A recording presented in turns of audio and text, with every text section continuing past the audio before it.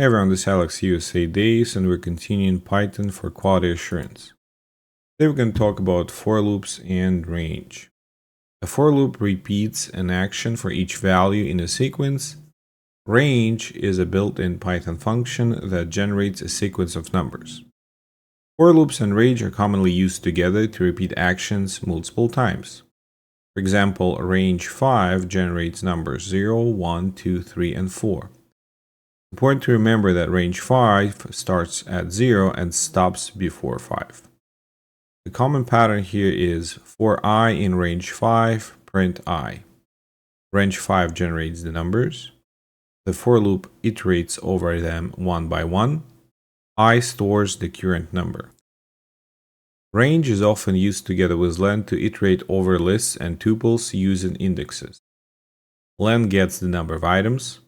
Range generates index numbers. For loop repeats the action for each index. Here's an example with list. Users underscore list has 3 values: admin, guest, and tester. And then we do for I in range len users list. So we take the length of the users list and we get 3. And then we will iterate 3 times because range is 3. And then we will print out a message for each index and for each value at that index. So what happened in this example is len users returns 3. Range 3 generates 0, 1, and 2. And then for loop repeats the print action for each index. And then users list I gets the value. All right, let's take a look at the code. So here we have an example of basic for loop with range. Let's run this code. And here's the very first printout. So we have for I in range 5, print I. So range 5 is 0, 1, 2, 3, and 4. And then the for loop will print this value, this index, at each iteration. So we print all 5 numbers out. The whole range is printed from 0 to number 4. Here's another example where we repeat actions multiple times. So here we have for I in range 3, print running test iteration. And we can see test iteration 0, test iteration 1, test iteration 2. So same idea as here and as here. We just show the range. We provide the range and then we will loop through each index of that range. We can have range start and stop. So for example, for I in range 2 and then 6 and then print I, it will start with value 2 and it will stop before value 6. So as a result, we'll get 2, 3, 4, and 5 printed out. Here's another range with a step. So this will have a particular step for I in range 0 to 10 with step 2.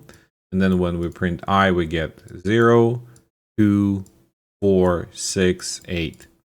10 is not included.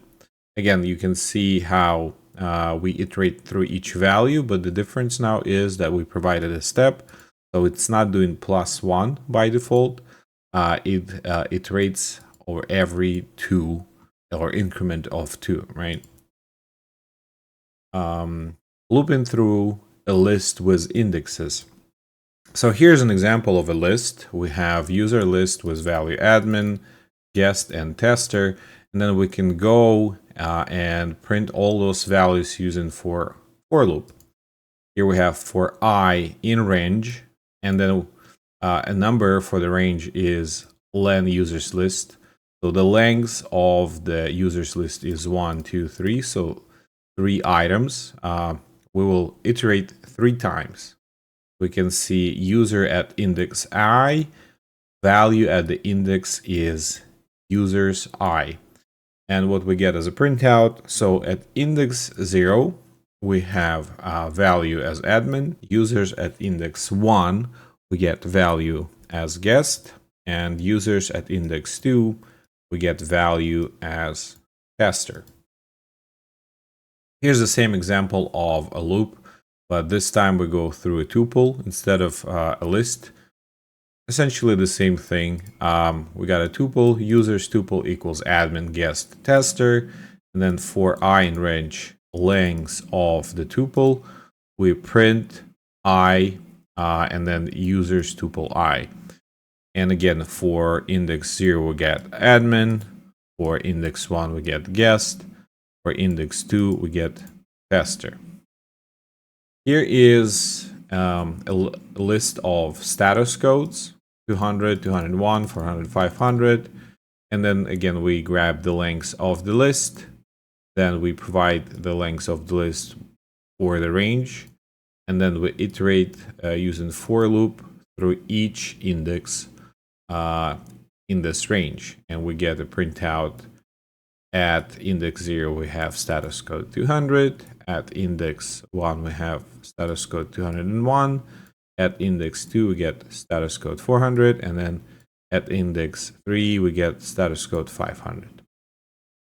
And the last example here, we have a tuple of expected values. So success, completed, and approved. And then we're doing a for loop in range of the length of this tuple, and we say that at index 1, at index 0 we have a success, at index 1 we have completed, at index 2 we have approved. Okay, so this was alexusadays, and we talked about for loops and range. Hopefully this video was helpful, and I'll see you in the next one. Bye.